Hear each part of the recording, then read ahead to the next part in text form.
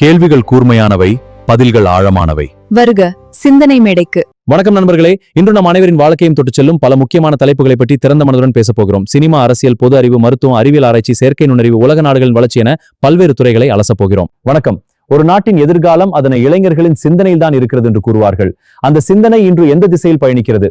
நாம் சரியான பாதையில் தான் செல்கிறோமா? அதை தான் இன்று ஆராய்ந்து பார்க்கிறோம். முதலில் சினிமா பற்றி பேசலாம். இன்று தமிழ் சினிமா எந்த திசையை நோக்கி செல்கிறது?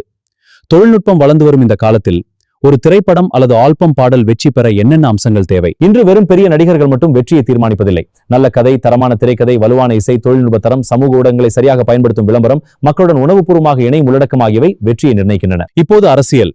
தமிழ்நாட்டில் இளைஞர்கள் அரசியலில் அதிகம் பங்கேற்க ஆரம்பித்திருக்கிறார்கள்.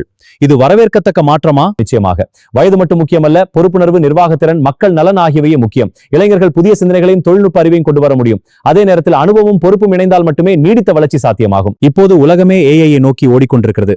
இந்த தொழில்நுட்பத்தை நம் மாணவர்களும் இளைஞர்களும் முழுமையாக பயன்படுத்துகிறார்களா? பலர் பயன்படுத்த ஆரம்பித்திருக்கிறார்கள். ஆனால் வெறும் பயன்படுத்துவது போதாது. ஏஐயை கற்றல், ஆராய்ச்சி, தொழில் தொடங்குதல், மருத்துவம், விவசாயம், கல்வி, திரைப்பட தயாரிப்பு போன்ற பல துறைகளில் பொறுப்புடன் பயன்படுத்த கற்றுக்கொள்ள வேண்டும். மீண்டும் சந்திப்போம். நன்றி, வணக்கம்.